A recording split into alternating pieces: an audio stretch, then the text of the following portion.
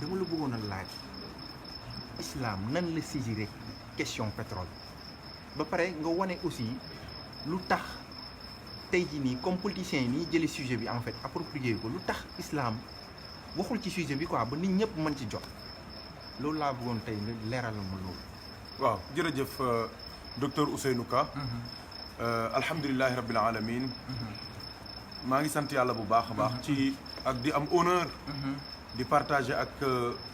sommité bu toll nii yow ci xam-xam. ak gëstu ak sonn ci recherche. nga xamante ni tey ji xale yëpp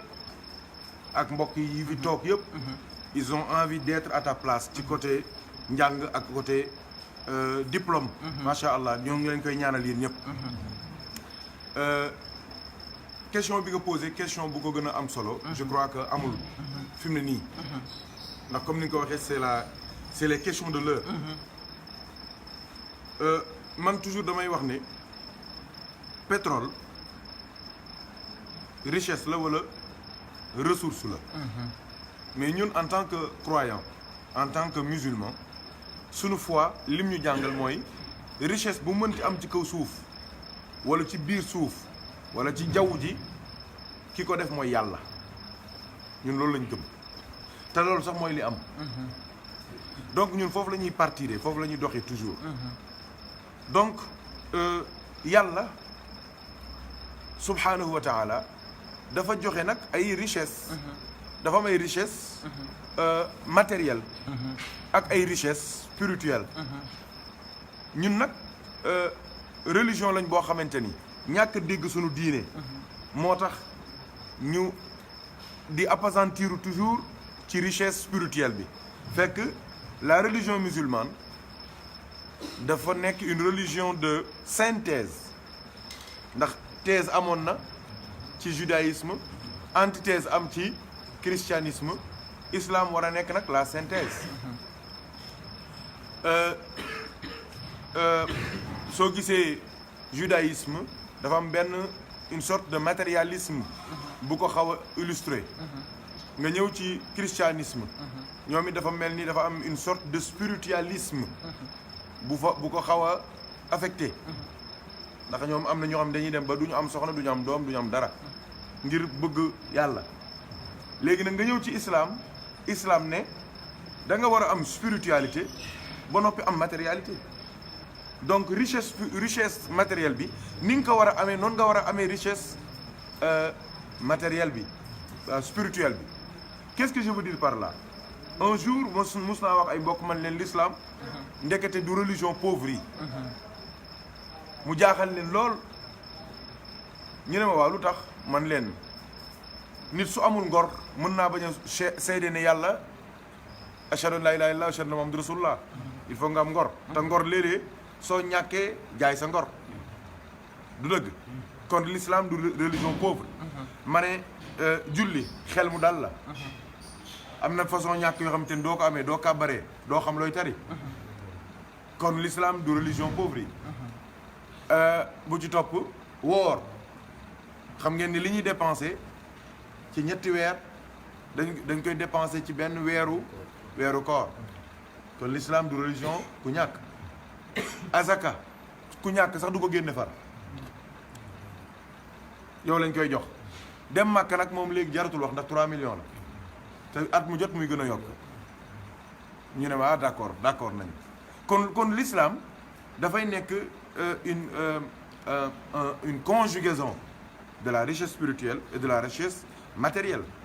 donc ñun dañ ñoo nax ba ñu jàpp suñu diine comme jàkka rek ak julli ak zikkar ak wérd ak kaalawu ak wax ay aaya fekk mbir mi gën na xóot loolu mbir mi gën na sori loolu mbir mi gën na sérieux loolu. en principe qu'est-ce qui doit se passer. yow li la wax mooy nga xëy dem jàkka ja dem julli ji mais soo paree ñun la demal wuti xaalis loolu li ma bëgg a wax foofu mooy lan yow ni nga war a dundee sa richesse spirituelle mooy sa diine sa laa ilaaha illallaah sa ngëm sa ragal yàlla sa yooyu noonu nga war a bàyyi xel tamit sa richesse matérielle. li ma bëgg a wax mooy lan encore mooy ni ñu war a toppatoo suñuy téere noonu la ñu war a toppatoo yi yàlla ballal ci sunu suuf wala li yàlla wàcce mu jóge ci asamaan. xam nga lu mel ne le fer. alquran moo ñu jàngal ne le fer vient du ciel. wa anzalna al hadida. ñu bëri scientifique yu bëri dañoo jàppoon ne fer benn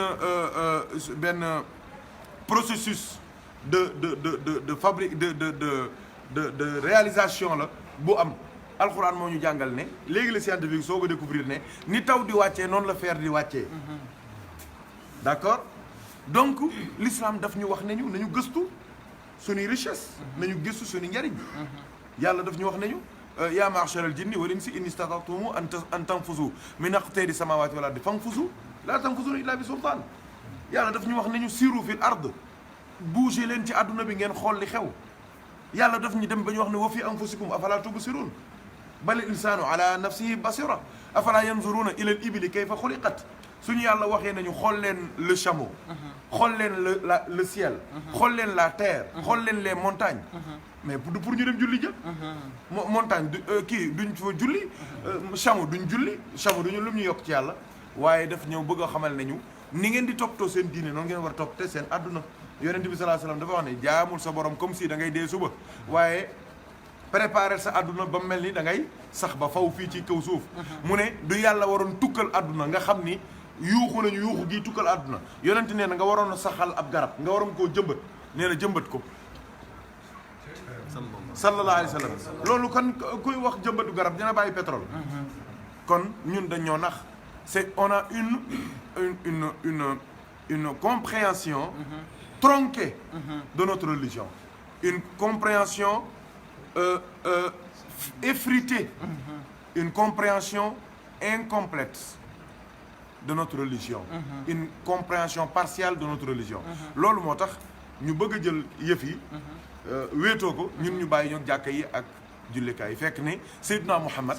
dafa war a defar suuf si defar asamaan. il est le trait d'union entre le ciel et la terre, entre le cœur et l'intellect. Il est le trait d'union entre le spirituel et le temporel sallallahu alayhi wa sallam. donc loolu moo tax ñu ci bëri ci mbokk yi tabarakallah du ñu waxee waxi pétrole rek ñu tiit moo tax ma ne keroog bi am na ñoo xam ne ba njëkkee gis le titre de notre exposition de cette année ressources naturelles et stabilité nationale nee nañu mais ñii lu ñuy wax ban relation le pétrole ak or ak manganèse ak nickel ak cuivre ak diamant ak fer ban relation la am ak gàmmu man leen déedéet soo leen gëmee ni yàlla moo wàccee teraanga yi def ko ci biir suuf kon ñun njaami ñoo ko moom kon yàlla moo ñu ko jox kon yàlla moomu dinañu jox ndigal jox ñu orientation ngir ñu mën koo jëriñoo donc man gis-gis boobu laa ci am docteur Ousseynou Ka. waaw boobu leer na exact boobu mais tout le temps dañuy sentir aussi fu pétrole am dañ koy lié ak malédiction dem nañ ba naan malédiction du pétrole même naar yi ñoom les Moyen-Orientales en fait dem nañ ba naan les larmes de Dieu parce que day mel ni yàlla moo fay taw ay rangoñam quoi donc loolu lu doy waar la léegi est-ce que xalaatoo ni islam mën na indi solution ba fu mu am fu pétrole am ñu bañ a wax ni aussi dañ koy lié ak malédiction ba pare ci loolu aussi gestion bi day ñëw par rapport à la gestion ak transparence bi est-ce que yaakaaroo ni comme nii tey jii nii suñu état du Sénégal dafa am benn agence bu tudd ITIE moom la créé pour juste mu saytu wàllum pétrole bi mu leer mais est-ce que yaakaar nañ ni parce que booy xool tamit aussi nomination yi aussi parfois on a du mal aussi daal di koy lié ak transparence parce que parfois ay décret lay doon nomination bi ñu fa nekk di ko jiite loolu est-ce que nga defe ni sëñ bi amul islam lu mu mën a jukkal foofu pour leeral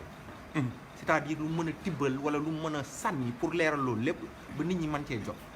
waaw loolu yoon woowu daal bëggoon naa daal Mor sëñ Mor nga xuus foofu noonu waaw loolu mooy fi ma tàmbalee rek mooy gëm ne teraanga yii ci suuf ak yi nekk ci jaww ji yëpp moo ngi jóge ci borom bi tabaraka wa taala loolu gis nga suñ ko xasee bëggam jeex na léegi nag bu dee dañoo jàpp ne liggéey nay nit la wala ay coow la wala xaw ma ay lijjanti la mais mën nañ koo utiliser ci ay fin yu négative ci bu su boobaa ci lay pétrole bi bañ a nekk ci bénédiction mais day mujj a nekk malédiction et souvent c'est le cas qu'est-ce que je veux dire par là gis nga jikko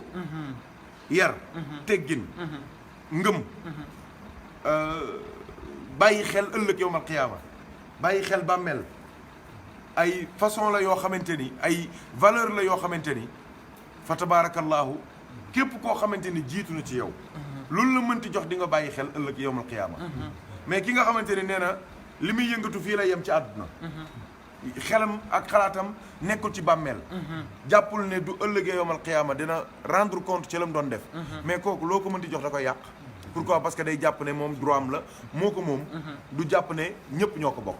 kooku moom mooy premier point bi nga xamante ni il faut que ñu bàyyi ko xel ñaareel bi mooy gis nga ñun Seydina Omar ibn Khattab moo wax ju garaaw a garaaw joo xamante ni jullit yëpp war nañ ko déglu mu ne ñun jullit yi lay wax de mu ne ñun tekkuñu woon dara ci kaw suuf tekkuñu woon dara ci kaw suuf mu ne yàlla moo ngi ñu teralee ci islam allahu akbar te li muy wax nii kat politiquement rek lay wax de mooy parce que ils étaient faibles existé wuñu woon yàlla indi Seydina Muhammad salaa salaam mu ñëw daal di am doole ba noppi doole jooju ñoom ñëpp ñu barkeelu ci le monde arabe nga xamante ni juróomi yonent rek la ñu am ci 124 000 prophètes xam nga ñu kon bari leewuñu juróomi yonent ñoo ci arab wala ñeenti sax waaw ndax yonent bi moom fépp la bokk sallallahu alayhi wa sallam waaw mu ne ñun tekkuñu woon dara ci kaw suuf yàlla sagal ñu terale ñu l'islam déglu leen bu baax li may wax kon richesse spirituelle dugg na Seydina Omar bi muy wax loolu boobu pétrole amagul manganèse génnagul cuivre génnagul marbre génnagul boobu révolution industrielle amagul Seydina Omar 6e 7e siècle la révolution industrielle 18e siècle la du dëgg kon soo xoolee presque 6 siècles après yàlla soog a wan Seydina Omar ne ko yow de da ngaa jàppoon ne l'islam bii di julli ak woor ak pouvoir politique bi mu am mooy seen doole mais àdduna dina dem ba nga xamante ni lii basculer balance bi mais beneen doole lay doon mais doole jooju yéen dinaa leen ci tibbal yéen julliti ba ngeen doyal document bi ma sëñ Ousseynou miy jox mooy support bi ñu war a utiliser mais doo demee ci les pays les plus grands producteurs de pétrole mais à la tête Arabie Saoudite nga cay fekk mais ngeen yaakaar ni loolu lu muy junj Seydina Muhammad la parce que yàlla dafa bëgg sagal yonent bi jël li nga xamante ni ñëpp moom lañ soxla mu génn fa ay puits yoo xamante ni ba tey jii exploité guñu ko c'est des centaines de milliards de barils xool leen ak réserve yi imaam El Hadj Ahmad Baro Ndiéguène mii wax nañu bis fii mu ne ma sëñ Mor barke yonent bi kenn mënu koo tënk ma ne ko ah mu ne ma est-ce que xam nga ni diggante Makka ak Medina 450 kilomètres la mu ne ma waaye yoon bi yonent bi jaaroon yëpp ak Seydina Aboubacrine mu ne ma fu gëlleemu yonent bi jéggi rek ak tànku yonent bi fu mu dox yàlla def na ko gisement marbre la wala or wala diamant wala manganèse wala cuivre wala nickel wala te ba tey jii laalaguñ ko mais toute cette richesse là c'est pourquoi attention yàlla dafa wax ne ci alquran nee na Màkka ka fa dëkku la yam teraanga ja fa nekk jullit yëpp a ko bokk donc ni ñuy reyee xaru Màkka yi yónnewaat ko Sénégal ak Afrique ku nekk jël sa wàll billaahi noonu la ñu war a séddalee xaalisu pétrole bi jullit yëpp ça il faut le dire la fa génn ci xéewal du c'est pas pour les Saoudiens mais c'est pour tous ceux qui se réclament de la umma du prophète Seydina Muhammad kon yëf yaa ngoog donc ñoom du ñu xamoon li xew dinañ xam ni yàlla bàyyiwuñu xool leen réew mu mel ni Qatar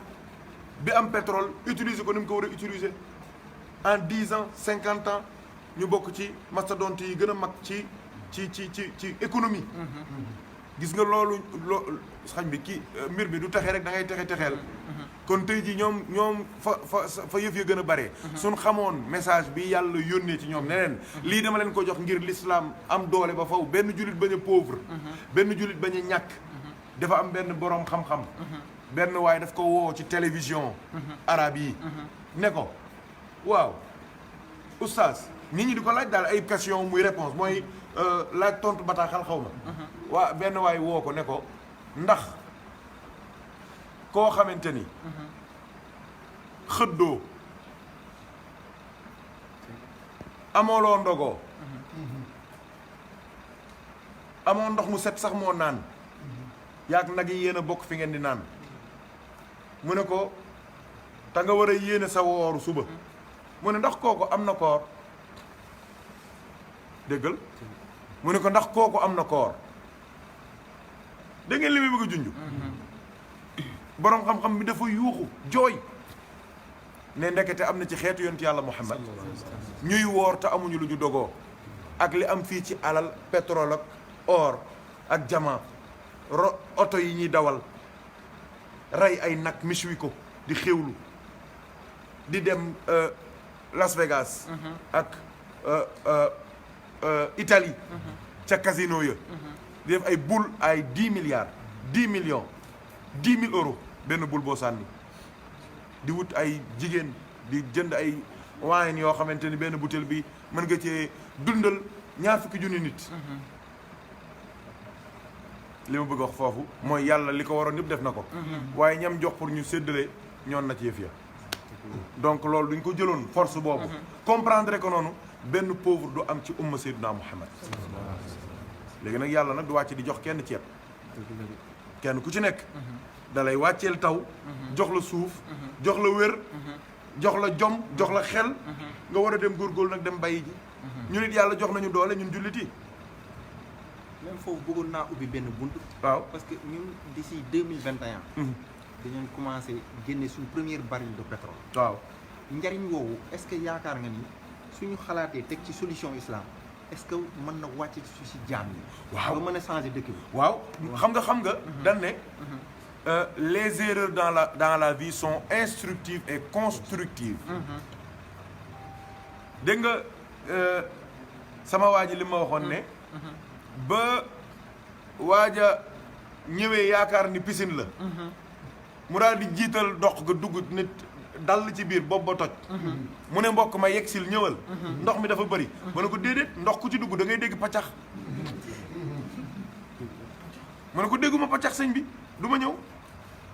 qu'est-ce que je veux dire par là mais adduna da ngay jàng Sénégal am na lu ñu wax ni moo fi ball mais tey jii du ñu basé woo ci erreur u ñenn ñi basé wu ci mbaaxu ñenn ñi mais ñun mën nañ ko utiliser bu baax jariñoo ko séddoo ko xewloo ko et puis bàyyil xel suñuy njaboot yi nga xamante ni dañuy ñëw les générations futures waaye nag suñu defee ni ñeneen ñi def la dal ñeneen ña moo ñuy dal suñu deful la ña am jàmm def duñu am la ñu am un point c'est tout les exemples sont là donc ku def leneen yaa def loola neex mais ñi utiliser pétrole ak richesse yooyu à bon escient utiliser ko de manière judicieuse utiliser ko de manière égalitaire ñëpp mën cee barkeelu gis nañ njëriñ yi le contraire aussi gis nañ les conséquences. ba pare moo foofu aussi comme nii dañuy gis ni instant bi Sénégal am na potentialité ci suufam am na ressource quoi yu leer yu wóor te comme ni perspective bi pour gis loolu pour ñu exploiter ko yàggul mais damay jox benn exemple foofu rek daal di def projecteur ci Nigéria ñu xool dëkk boobu li fa yàlla taw ci pétrole moom ak lu nekk ci suufam kenn xamul nu mu toll waaye population bi jariñu ko jariñ bu nga xam ni mun na yokk réew mi quoi wala population bi aussi sa yëg ci boppam mais fii dañuy mel ni tamit Mor dafay mel ni dañuy xaw a sentir loolu mais parfois est-ce que du ay réseau yi nga xam ni c'est obscur wala comprendre ma daal am ay lobby yu nekk derrière parce que damay xool depuis ñu amee pétrole soo xoolee regard bi nga xool Facebook nga xool internet parfois da ngay gis nit wax loo xam ne daanu ko wax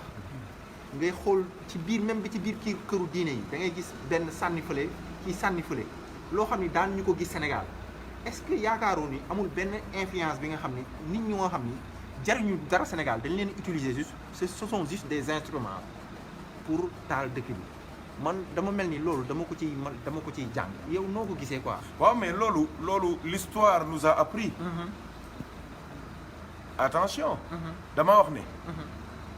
un peuple doo ko bëggee jariñoo da nga koy nelawal. dëgg la.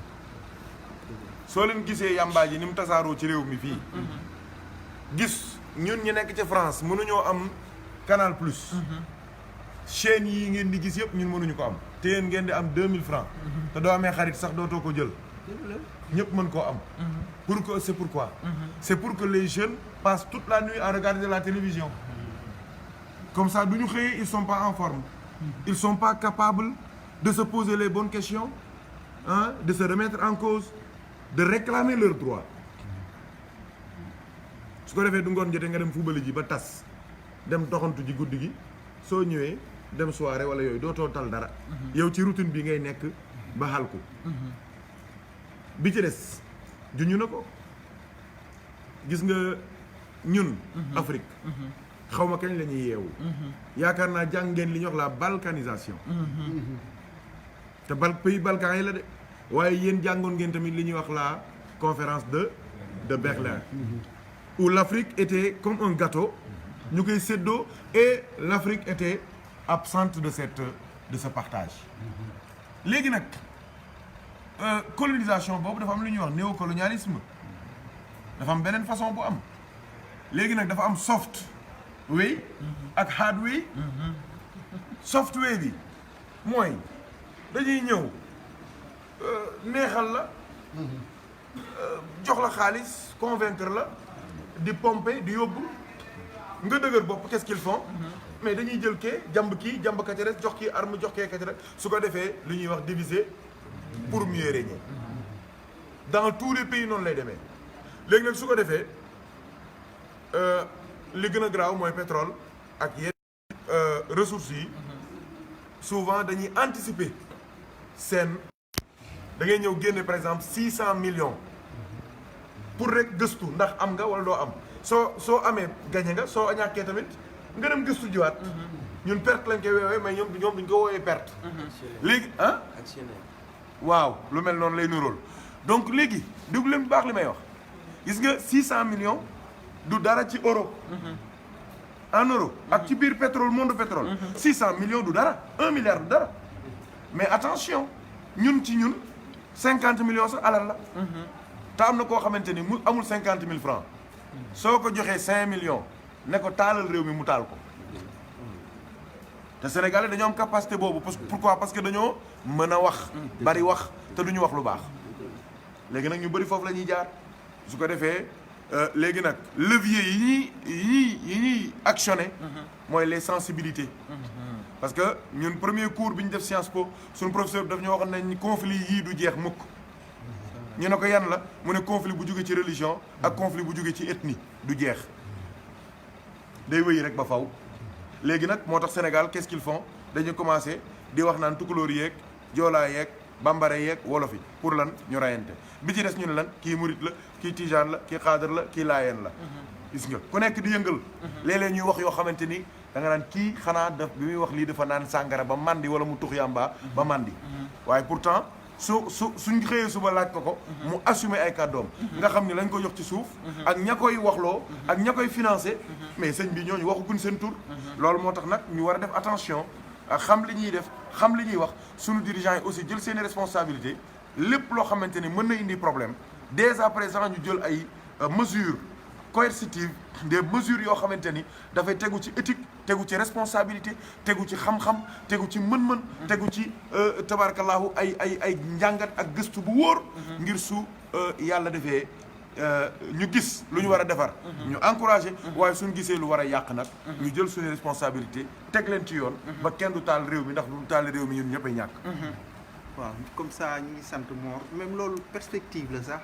parce que ci fan yi di ñëw xam naa dinañ defar beneen bu mel nii beneen débat bu mel nii mais ci volet réseaux sociaux yi les questions de l'heure même nii da ngay gis nii ñu jàng relation internationale ils vont comprendre que sëriñ bi ku connectivité la comme ni ko Georges Henri Sékou di waxee monde connectivité moom mi ngi connecté wu c'est pas pour rien qu'il a dit software hardware ñi jàng relation internationale ils savent ce qu'on appelle le soft power, ils savent aussi ce qu'on appelle le hard power. Aujourd'hui ñuy wax smart power.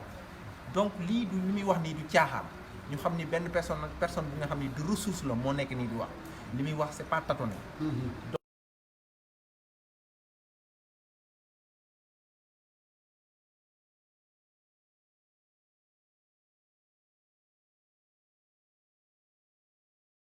jox ko moom mu leeral mais dernière question mooy perspective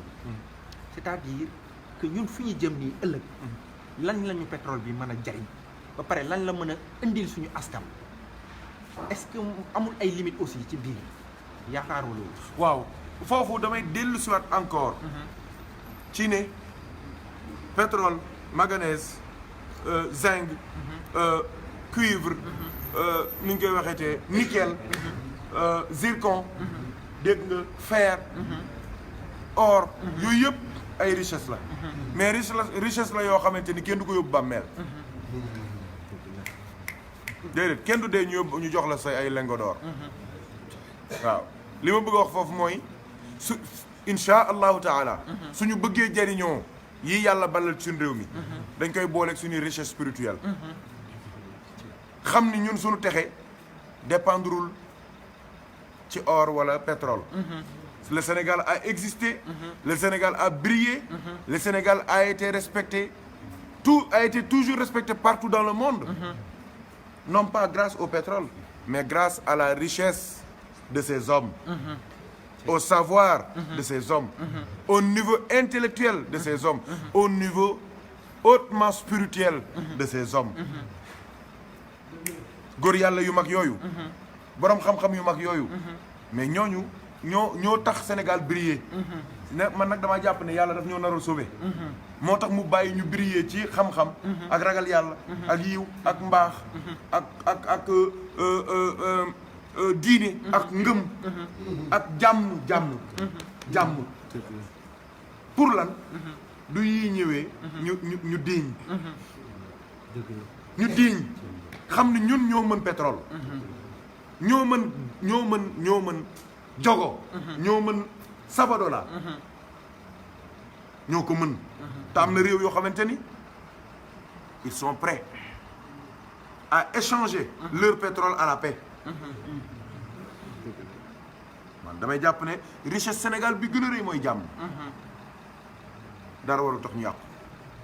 léegi nag incha allahu taala du ñu bëggee jariñu nañu jàpp li ñu yàlla jox ba noppi boole kook lii fi xew ci kaw suuf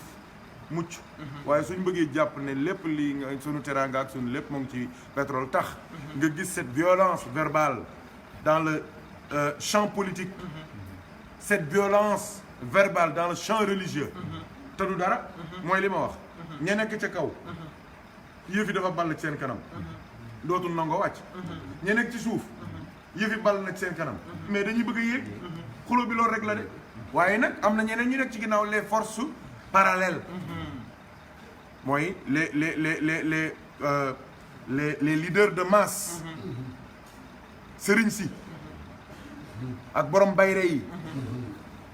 borom bayre yi du sëriñ si kese de am na ñeneen ñu am tur ci réew mi gis nga ñun ñëpp fi ne ni doo gisee ñu violent ñoom it dañuy wax ne autorail duy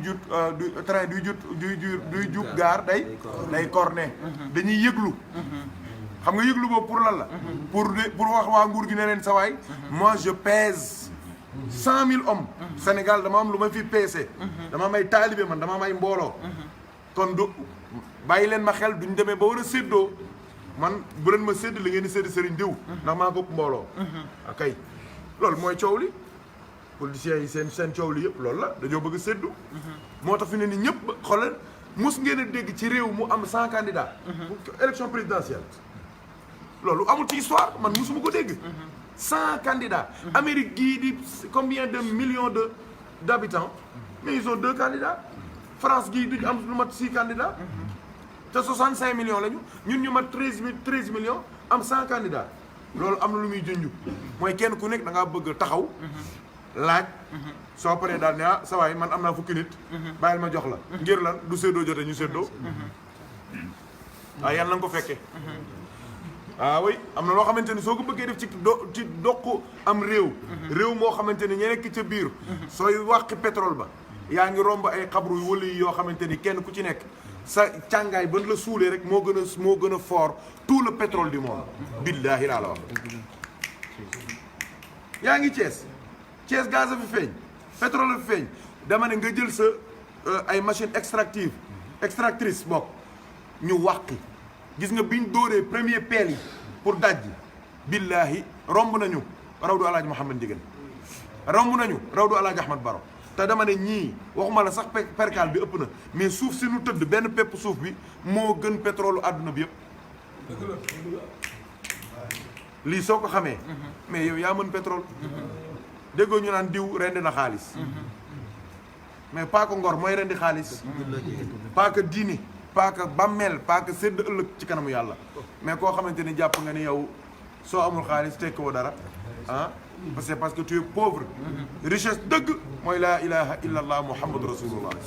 su leneen dikkee nag muy un plus di un bonus di une valeur ajoutée su dul loolu nag perte àdduna la perte àllaaxira su ko defee nag man li ma ci gën a metti xaaju seen mooy attention ñoom ña ca kaw kenn du ci dee kenn du ci gaañu duñ ci tëj kenn ñan la ñuy tëj doomu baadoole yi la ñuy tëj ñoom kuñ ci tëj bu subaa ñu génnee la xool leen xale bi ñu jàpp fii ci Madina Fall ci benn commentaire Facebook moo ngi tëdd depuis 4 ans mais loolu yow yaa war a yeewu xam sa bopp doo nekkee doomu baadoolo xam nga lan nga war a def dem jàngi bokk ci meilleurs yi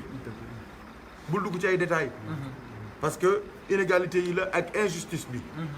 loolu mooy dëgg yii tamit maa ngi soññ ñëpp ne leen nan def très attention ku ci amul chance danañ la faat pourquoi parce que ils savent le potentiel financier bi làqatu derrière te waxuguma sax exploitation bi parce que ay pétrole ak yenn affaires yi balañ koo exploiter la xaalis bi génn xam ngeen li ma bëgg a wax balaa ñu koy exploiter fekk na dividende yi génn bu yàgg c'est déjà les contrats sont signés moo ngoog loolu laay bëgg a junj kii xam na li may wax bu baax donc nan def attention dal leen tey leen bu leen topp discours yi bu leen topp woote yi bu leen topp manifestation yi def leen ndànk yéen seen richesse mooy seen njàng seen richesse mooy seen diine seen richesse mooy seen ngor seen richesse mooy valeur yi ñu leen di yare loolu daal moom mooy man sama xalaat moom laa jàpp ne incha allah duñ ko bàyyee xel yàlla mën nañoo dimbali ci àdduna su ëllëgee tamit duñ daje mag ñi duñu rus incha allahu taala merci à nos camarades ñu ngi nuyu ñëpp di sant ñëpp xam naa lii ab début la rek waaye ci fan yi yu néew dinañ ñëw ci yeneen question de l'heure de l'actualité ak benn approche bi nga xam ni approche nouvelle la parce que gis ngeen je pense que c'est la première fois qu'on voit cette approche islam ak pétrole beneen bi ñu ngi ñëw di gis aussi islam ak nouvelle technologie parce que réseaux sociaux yi li ñuy def nii actuellement surtout suñu doom yi ak suñu camarades yi metti na loolu nag dinañ ci ñëw ak sëñ Mor ci fan yu néew foofu la ñuy yem ñu jox kilifa gi mu tëj après voilà prochainement ñu ñëw ci yeneen question jërëjëf Hadj Ousseynou Ka docteur Ousseynou Ka laay wax sax di doomu imam ndax papaam mooy jiite Madina Fall donc loolu cër la muy docteur en sciences politiques et en histoire des institutions internationales mu ñëw indi moom it participation ci liggéey bi ñuy def rek ngir nit ñi yeewu bañ a nax kenn waaye bañ a nax seen bopp aussi loolu mooy yëngatu bi yàlla nañu yàlla boole dimbali kontaan nañ ci partagé te yaakaar naa yéen ñi toog tamit yi ñëpp kontaan ngeen du dëgg ndax jàngee ngeen ci yoo xamante ni moom question bu mu posé rek am na luñ cay jàngee yàlla nañu yàlla boole dimbali incha allah bu subaa dina ñëw ci même jotaay bi en français ngir tënkaat liggéey bi ngir ñëpp mën koo jot ñëpp mën koo jëriñoo yàlla nañu yàlla boole dimbali bi jaay seydina muhammadin sallallahu alayhi wa sallam wa axiru daawaana an alhamdulillahi rabbil alamin kon ñu def fatiha salaatu fatiha yi ñu tëjee ko jotaay bi ñaan yàlla mu defaral ñu suñu àdduna te may ñu richesse su xol ak richesse su ruux ak richesse su xel may ñu xam-xam bu yaatu may ñu dal may ñu doylu yàlla nañu yàlla defal loolu ubbi nag xéewal yu bëri mu gën a yaatu gën a tasaaroo barke alquran karim insha allahu taala fatiha ak salaatul fatiha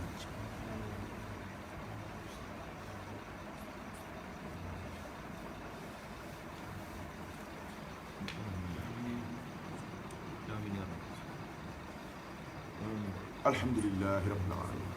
insha allah xam naa dinañ jàpp beneen